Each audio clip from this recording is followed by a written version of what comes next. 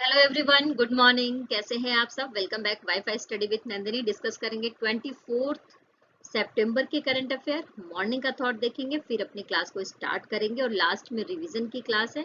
जो कुछ भी हमने कल पढ़ा उसका फटाफट रिवीजन करेंगे और आज संडे है तो वीकली रिवीजन की क्लास भी हमारी होगी आज आपके लिए। तो चलिए स्टार्ट करते हैं और जो भी कंटेंट है वो आपको इंग्लिश और हिंदी बोथ लैंग्वेजेस में मिल जाएगा पीडीएफ के फॉर्म में हमारे टेलीग्राम लिंक पर। तो चलिए स्टार्ट करते हैं, देखते हैं क्या क्या है। आपका दिमाग और आपकी कोशिश आपको जिंदगी में कभी हारने नहीं देगी। यानी कि अगर आप हमेशा कोशिश करते रहना चाहते हैं, आगे बढ़ते रहना चाहते हैं और आपका दिमाग आपका साथ देता है तो आप कभी भी पीछे नहीं रह सकते जिंदगी में। इस बात का हमेशा ध्यान रखना, क्योंकि जो कोशिश करता है वही जीतता है। और अगर ईमानदारी के साथ और अपने पूरे मस्तिष्क का इस्तेमाल करके अगर वो कोशिश करे तो उसे कोई भी व्यक्ति नहीं हरा सकता। तो चलिए इस बहुत ही खूबसूरत विचारधारा के साथ में स्टार्ट करते हैं आज की अपनी क्लास।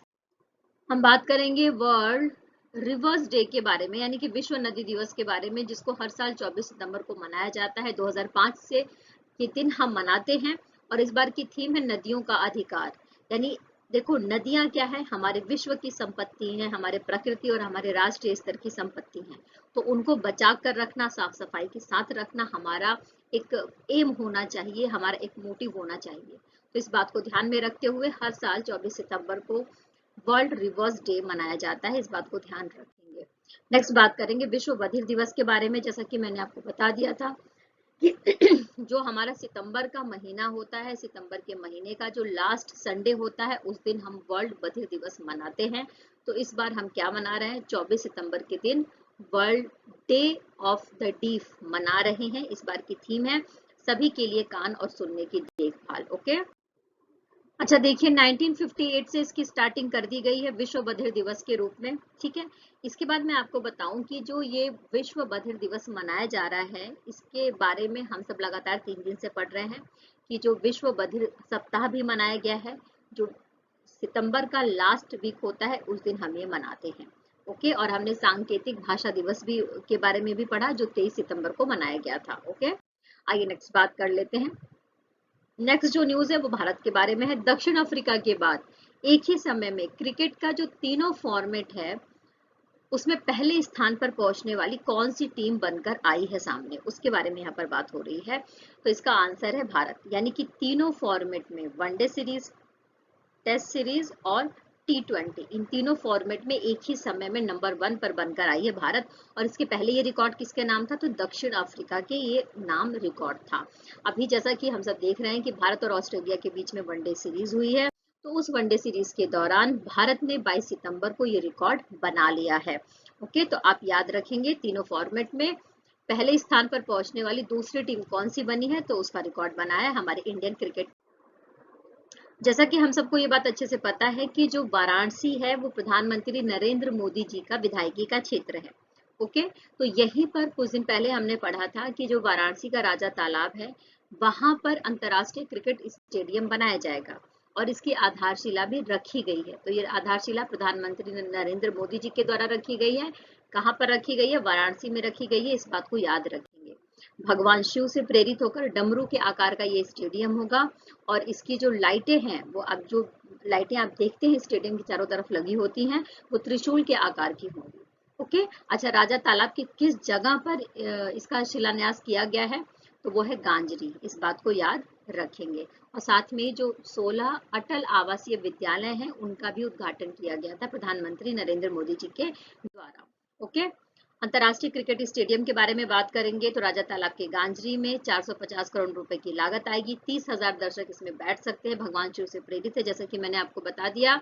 और विश्व स्तरीय स्टेडियम की जो भी सुविधाएं हैं वो सारी यहाँ पर प्रोवाइड करवाई जाएंगी। अटल आवासीय विद्यालय के बारे में कल भी हमने पढ़ा था। 1115 करोड़ रुपए की लागत से बनेगा। स्कूलों की संख्या 16 है और इसमें कोविड-19 महामारी जो आई थी उसके दौरान जो बच्चे अनाथ हो चुके हैं या मजदूरों के, गरीब तबके के जो बच्चे हैं उनको ज्यादा प्रेफरेंस दिया जाएगा। इसकी कैपेसिटी 1000 बच्चे तक की है और साथ में ही 10 से 15 एकड़ जो जमीन है उसमें ये बनाया जाएगा और यहाँ पर सारी फैसिलिटीज होंगी जो एक आवासीय विद्यालय में होनी चाहिए, जैसे खेल का मैदान होगा, छात्रावास होगा, वहाँ के जो कर्मचारी हैं उनके रहने के लिए भी जगह होगी। ओके, देखिए नेक्स्ट बात करेंगे काशी संसद सांस्कृतिक महोत्सव के बारे में, जिसमें पार्टिसिपेट करने के लिए नरेंद्र मोदी जी आए थे।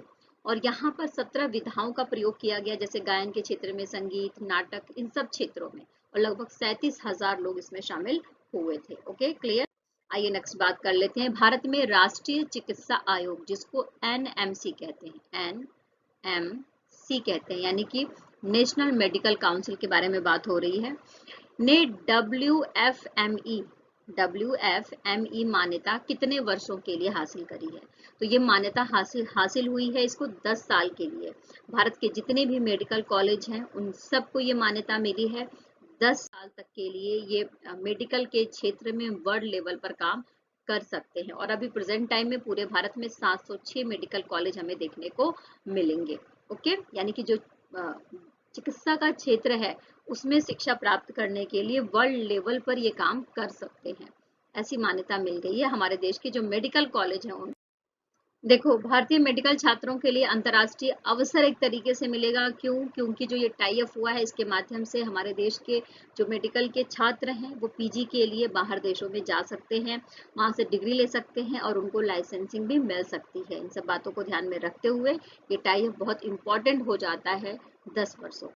World federation of medical education के बारे में बात करते हुए मैं आपको बता दूं कि ये एक ऐसी डेलिकेटेड संस्था है जो दुनिया भर के मेडिकल कॉलेज को एक तरीके से मान्यता प्राप्त करने का काम करती है, शिक्षा के क्षेत्र में और रिसर्च के क्षेत्र में।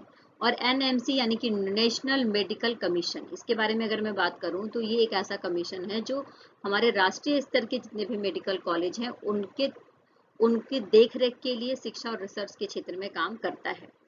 ओके, एक्सिस बैंक के द्वारा एमएसएमई के लिए लॉन्च किए गए बैंकिंग प्लेटफॉर्म का क्या नाम है?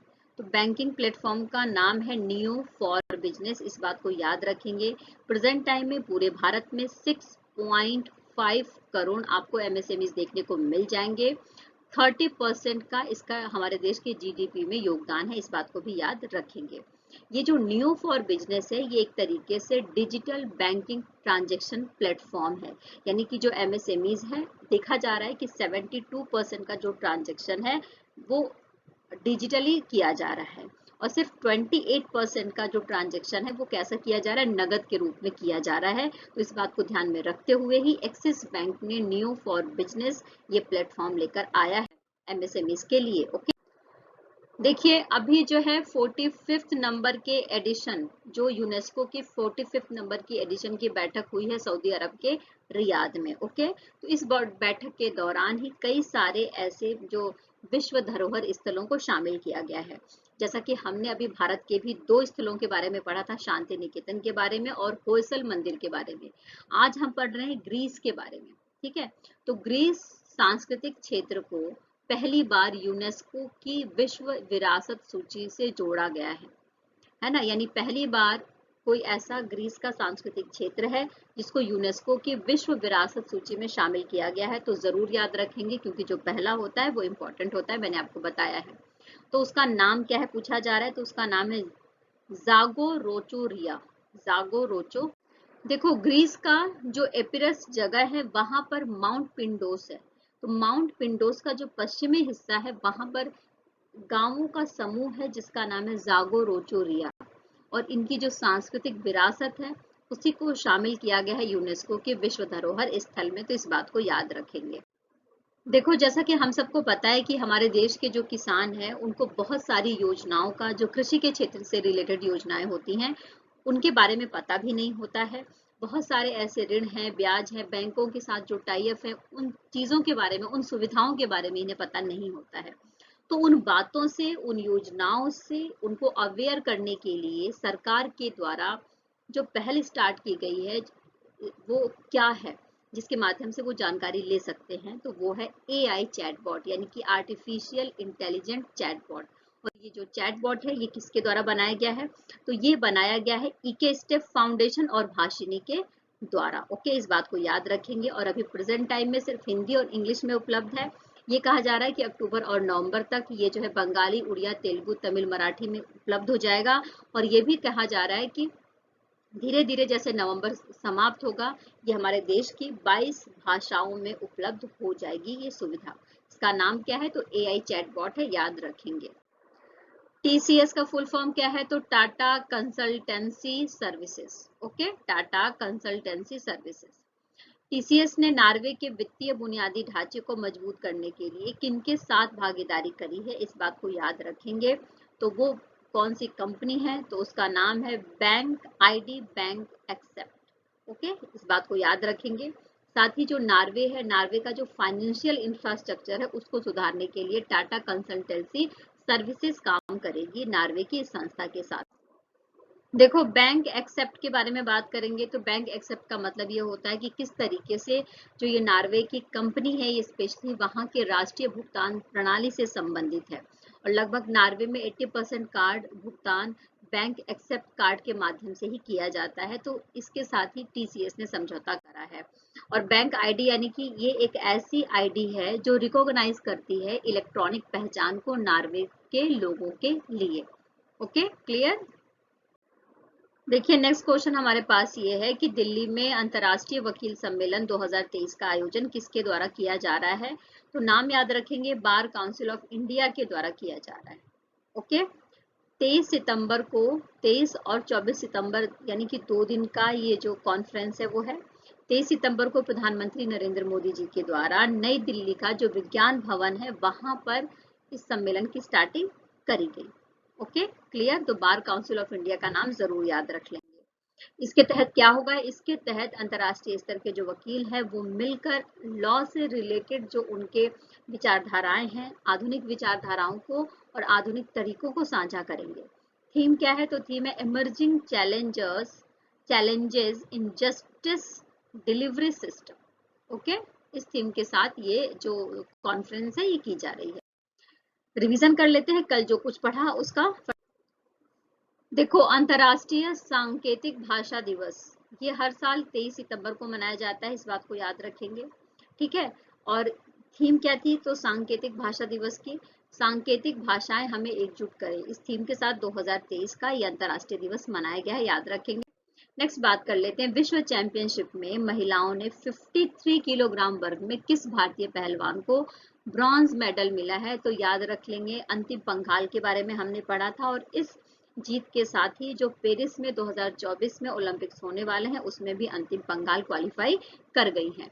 असम के मुख्यमंत्री डॉक्टर हेमंत बिस्वा शर्मा जी के द्वारा एक स्कीम शुरू करी गई है, उसका नाम पूछा जा रहा है। तो उसका नाम है मुख्यमंत्री आत्मनिर्भर असम योजना और ये जो योजना है स्पेशली जो असम के युवा है उनके लिए लेकर आई गई है ना।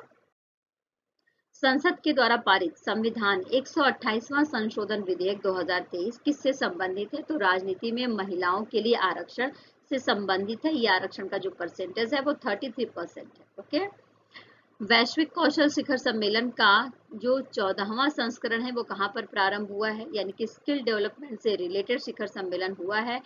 13 पहले ही हो चुके हैं और 14वें नंबर का संस्करण स्टार्ट हुआ है दिल्ली में। क्लियर? आइए नेक्स्ट बात करते हैं, अगस्त 2023 के लिए ICC के सर्वश्रेष्ठ खिलाड़ी के रूप में किसे सम्मानित किया गया है? तो ICC देखो प्लेयर ऑफ द मंथ का जो ये अवार्ड है ये देती है एक मेल और एक फीमेल कैटेगरी में। तो आयरलैंड के अर्लिन केली को जो तेज गेंदबाज है इनको महिला कैटेगरी में दिया गया है और पाकिस्तान के कप्तान बाबर आजम इनको मेल कैटेगरी में दिया गया है।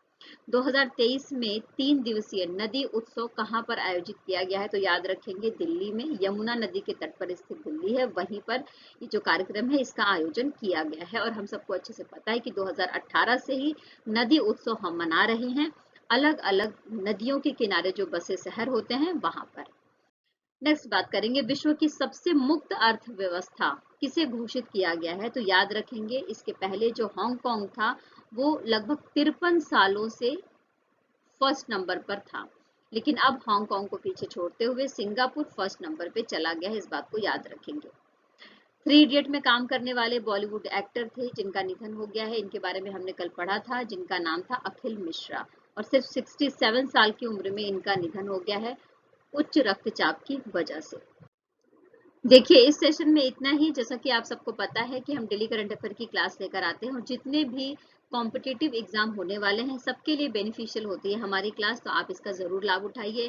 चैनल पर बने रहिए, लाइक करते रहिए, शेयर करते रहिए, और अगर आप नए हैं तो सब्सक्राइब तो ज़रूर कर लीजिए, क्योंकि देखते बहुत सारे लोग हैं लेकिन लाइकिंग कम आती है, तो प्लीज़ लाइक ज़रूर करिए। फिर कल मिलेंगे। Take care, bye bye. खूब खुश रहिए, खूब मेहनत करते रहिए, जीवन में आगे बढ़ते रहिए, और जो आप पर भरोसा करे उसके साथ हमेशा बने रहिए। Bye bye.